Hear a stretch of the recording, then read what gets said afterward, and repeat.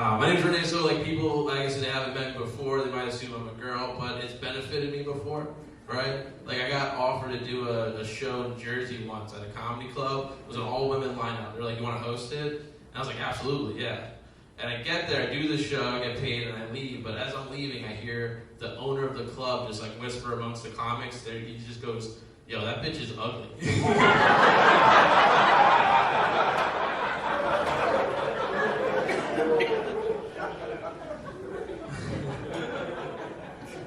I love doing stand-up. One thing's weird about being a stand-up right now is I feel like people want comedians to have like profound opinions about things, right? And I feel weird about that because I don't really have any good opinions about anything. Especially serious stuff like politics. You know, I get asked, Renee, are you Democrat, Republican, are you left, right? And I'm just like, yo, I'm on mushrooms right now.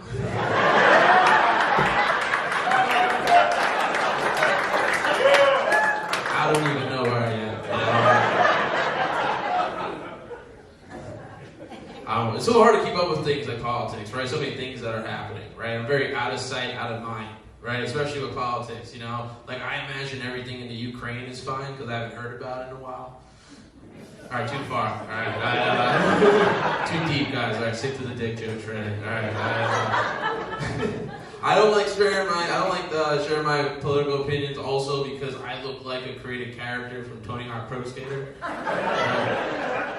Like you guys don't want to hear what I have to say, right? Despite my aesthetic, I don't skateboard, never have, right? Growing up, I just didn't have any friends to go to the skate park with. I was very lonely. So I downloaded this app to help me find friends for that purpose. It's called Grindr. I heard of this before, Grindr now. Big fan of the app, but like, I don't know, it was weird because I couldn't find anyone to skateboard with, but like everybody was trying to fuck me.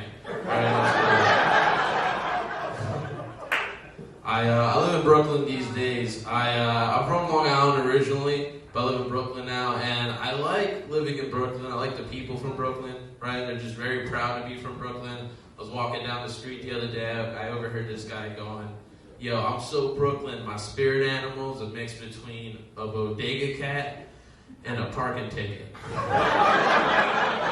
I'm from Long Island, how do I represent? What do I say? You know, I was just like, yo, I'm so Long Island, my spirit animal is a mix between a racist dog and a dose of Narcan.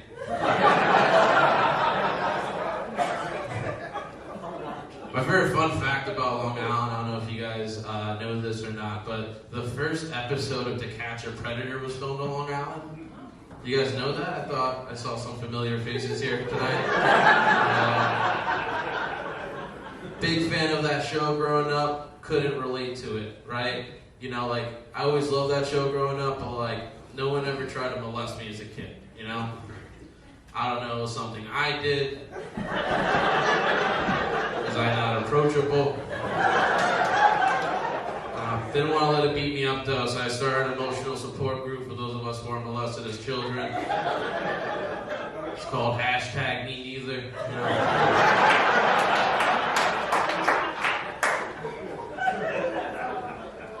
know? You guys would probably not guess this by looking at me or by my time with you so far, but I actually have like a really good day job. Right? Like, I wasn't even the punchline yet, dude. So, you got a fucking 401k? That's hilarious. No, I help people with their credit, and I feel like very hypocritical for that because I have awful credit. Right? Like, anyone here got good credit? Yeah. Alright, my search for a cosigner continues. My credit's so bad when I moved to Brooklyn, I was apartment hunting with my friend, we were talking to landlords. They're asking us what our credit was like. I didn't know what to say, now that they're my friend. We looked at each other, we looked at the landlord, he looked at us, and we're like, 750. 750 is not a bad credit score, right? 750? No? Okay. Combined between the two of us?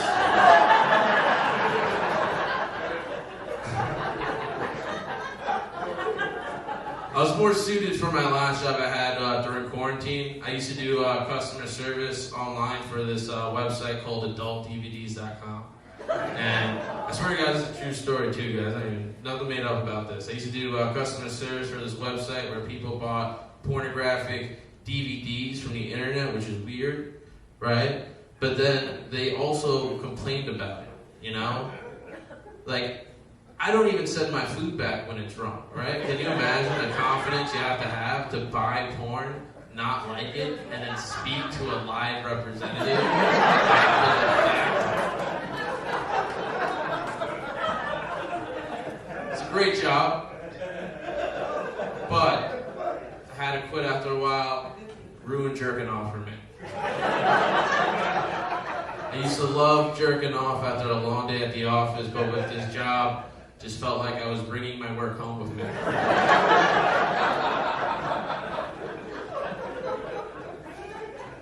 It's cool. I do a lot of weird gigs as a comic in the city, right? I did this bar show the other day. The name of the comedy show was called Allegedly the Comedy Show. And I try to be optimistic, right? I'm like, that's pretty cool to do a comedy show that's named after R. Kelly's last album. Not an R. Kelly crowd here. No. I think R. Kelly should drop an album and he should name it Allegedly, but I think he should do it in honor of O.J. Simpson. Hear me out. O.J. Simpson, he wrote a book about the murder he was accused of. He called the book If I Did It. It's a real thing that happened. Right? So he wrote a book about the murder called If I Did It. So I think that R. Kelly should make an album called Allegedly with like the same energy. Right? Like I want R. Kelly to be like, hey guys, I didn't fuck those kids. But if I did, it would have been to this soundtrack right here.